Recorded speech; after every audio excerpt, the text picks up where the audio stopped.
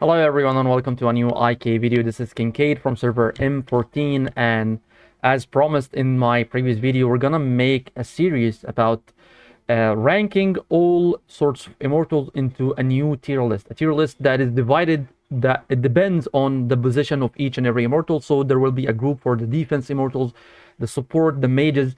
Each and every group of immortals will be on their own tier list. So let's start with the support immortals right now, since in my opinion one of the most important rules that you can have in your march is the support. It depends, it empowers your march by a lot of ways right now, especially if you're using the excitation specializations. It helps your other backliner damager to deal a lot of damage. So let's start with the support, and I already prepared the list, and this is how it looks like. I gathered all the support immortals in the game, including the 2 chaos immortals that we have in this tier list. So let's start by placing them.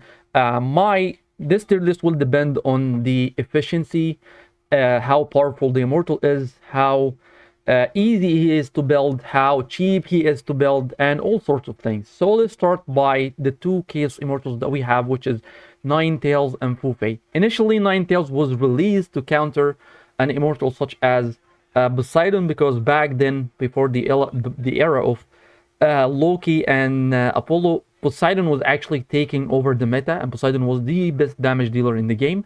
So they released Ninetales to counter Poseidon, and it kind of did her job. However, no one is using Poseidon at all right now, so I don't think she is worth it, especially if you're looking for just one immortal to build your other march around. So if you're looking to build one Chaos immortal, I don't think Ninetales will be the way to go. She is situationally strong though, so let's place it in this bracket here.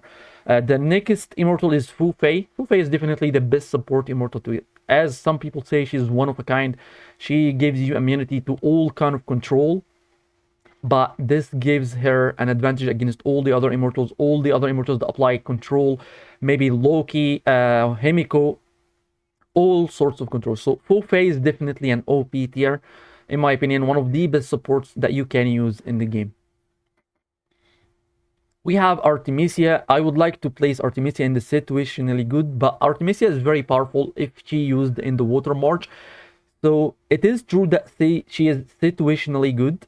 However, I would like to place her in the very good tier, because if she was used next to an immortal such as Merlin, that means that Merlin is gonna dish out a lot of damage, because I explained a lot how does Merlin's skill works and how his damage increased by applying the chill effect. So Artemisia is one of the best out of 3 immortals that applies the chill effect. The chill that is being applied by Dido is very situational, and of course we're not gonna talk about Helen of Troy. However, Artemisia applies chill right away without any condition, so she is the perfect immortal to use next to Merlin, and I believe she's the best support to use next to Merlin out of all the other supports. Next, we have Ken Emperor. Ken Emperor, one of my favorites. Of course, he's the only support immortal that applies wounds, and of course the other one is Genkiz. However, Genkiz is not a support immortal, so he's the only support that applies wounds, and he also increases the attack speed of all the other immortals in your march. So he's definitely an OP tier. Maybe not as good as Fufei, but he's just very good to use. And of course, if you'd like to use him next to an immortal that deals damage in the back row, then Battle Excitation is the specialization to go to choose for, because of course it increases the damage by 40% for the other back row damage dealer, and it restores 200 energy at the beginning of the fight. Next we have Tomaris. Tomaris is the only support immortal that applies the confused state. The other one is Loki. However, Loki is a mage. Tomaris is very good to use in a lot of ways. However, ever since a lot of people started to using Fufei, Tomaris became very weak, and not a lot of people are using her right now. So I think that using Tomaris is not the best option. However, she is still a very decent immortal. So we're gonna place her at the decent tier, because not a lot of people have Fufei, and not a lot of people are able to build Tomaris. She is quite expensive as well. She's not at free to play, cannot considered a free-to-play immortal. However, if she was used in the right way, she could be very good. However, she is very useless against the Alex and Sin marches. Alex marches in general, because Alex is immune to control. And if there's another immortal that have fighting master on him on the same march that has Alex, then Tomaris loses like 50% of her power, because there's 2 out of 4 immortals that she cannot apply confused state to. So she kind of in a tough position in the meta right now. We have Matilda. Matilda is definitely one of my favorites, and she's very good against bosses. She's very good with ranged immortals such as Apollo or Genghis Khan and some other immortals in the Fire March as well. She is very good, and it increases the energy regain of all your immortals and increases their damage if they have an ultimate skill that applies multiple damages, such as Hippolyta or Empress Wu, or maybe the other fire ranged immortal, Sign Duke. So Matilda is very good in a lot of ways, and she's very useful in a lot of ways, and she could be built as a free-to-play player as well. So we're gonna place her at the OP tier. Of course, I don't think Matilda is as good as Ken in general. However, she has some areas that she is even better than Fu Fei and Ken. For example, hunting the spiders or attacking the Wild Rift. Matilda wins in all of these scenarios. We have Cao Cao. Cao Cao, or Cao Cao, not sure how to pronounce his name, is kinda a late immortal to the game. I mean, he was released out of his time, because back then, I remember like 1.5 years ago, the Mixed March was dominating the meta. One of the best marches to use back then was Alex and Hani. And Cao Cao, his main purpose is to counter these 2 marches, to counter Alex Easton Chen and Alex and Hannibal marches. So I believe he's kind of late. So I don't think it is worth it to build him. Even in a lightning march, I believe using Matilda will be better next to Genghis Khan, even better than Cao Cao. So I don't think he's worth it to build, even if you're building a mixed march. Let's just double check his ultimate skill one more time. Maybe they changed something, I'm not sure.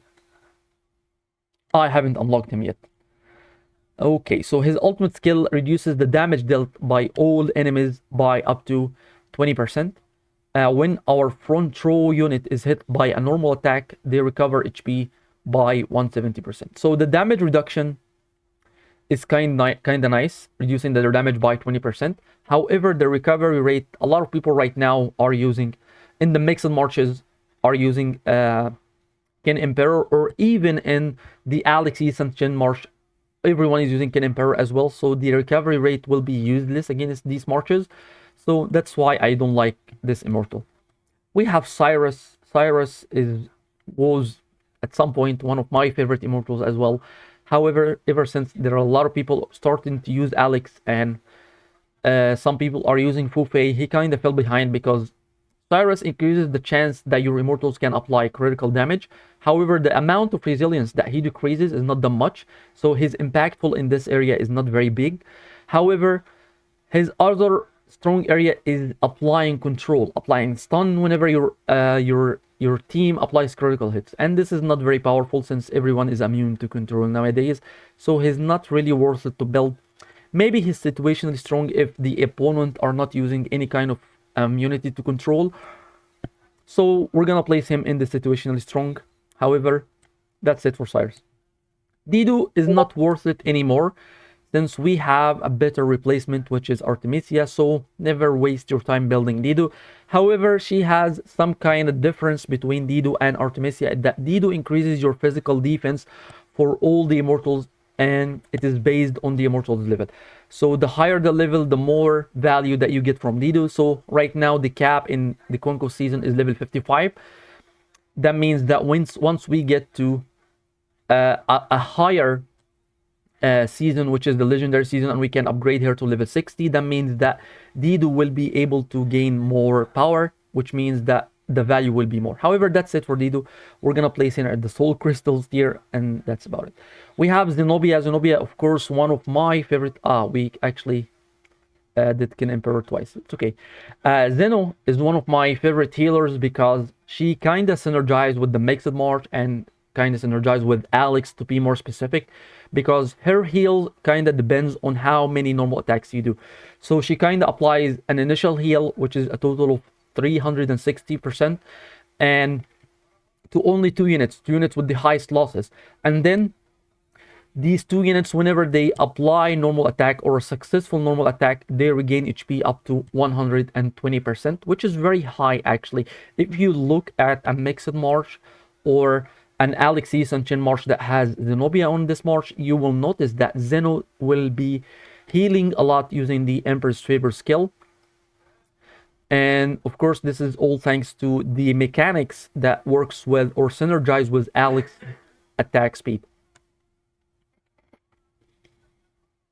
Right, so Zeno is definitely in the very good tier. I don't want to call her OP because sometimes she can be negated or turned off by using wounds, of course. However, she's still very good to be used with either Alex or Hannibal Barca. The last immortal we have is Theodora. If you have seen my previous video, the Gilgamesh march that I talked about, this march was popular back in the day because of how powerful Gilga is. However, a lot of people started to use Theodora, and that's how Gilga became out of the meta. Right now, not a lot of people are using Theodora. This is why Gilga is shining once more. So let's take a look at her skill and how does she counter Gilgamesh. Well, she heals all allies and recover their HP by up to 300%. And if you have her exclusive artifact actually heals a lot. I think it increases the amount of heals by 100%. If the target's HP is less than 65%, then the Divine Gift healing effect is increased by 100%, which is a lot actually. So instead of the 300% recovery rate, if the target has less than 65% of his HP, the recovery rate will be 600%. And she also cleanses the target and removes and dispels any kind of continuous damage. The continuous damage that we talked about in my previous video was all about this march here. So Gilgamesh has two kind of continuous damage, and he has this kind of skill that actually thrives on the continuous damage. The continuous damage that comes from his ultimate skill, Golden Capital, and the continuous damage that comes from Blade Vortex. And as a small addition to this march, if you do not have all the skills, you can use a skill such as either Garrett or Chaotic Blade, because those two skills apply continuous damage as well, and they synergize very well with the Gilgamesh march. So Theodora is kind of situationally strong right now because she can be used against Gilgamesh. However, Theodora, keep this in mind, Theodora doesn't counter the Poseidon continuous damage, because Poseidon as well applies continuous damage, and he's one of the best immortals to apply continuous damage. However, his bite is kind of a special effect that cannot be removed by Theodora. However, it can be removed by Ninetales. So if you look at the active skill, the first thing that they mentioned is that she removes bites, serious wounds, and dot effects from all allies. So that's what I meant by saying that they released Ninetales in order to counter Poseidon. This is my support tier list. In the OP tier, Fufeikin, Emperor Matilda, and in the very good tier, Artemisia, Zenobia. Tomaris is decent. Situationally strong is the Ninetales, Theodora, Cyrus the Great. And in the Soul Crystals tier, the immortals that you don't even need to bother with is Cao Cao and Dido. And this will be all for this one. Thank you so much for watching. In my next video, I'll probably talk about the defense immortals, since they are the kind of, there is more to them more than the attack or the mages. So in my next video, I'll be talking about the defense immortal. This will be all for this one. If you have any comments regarding the content, if you like to see more videos like this, make sure to mention them down below in the videos. Thank you so much for watching. Have a wonderful day.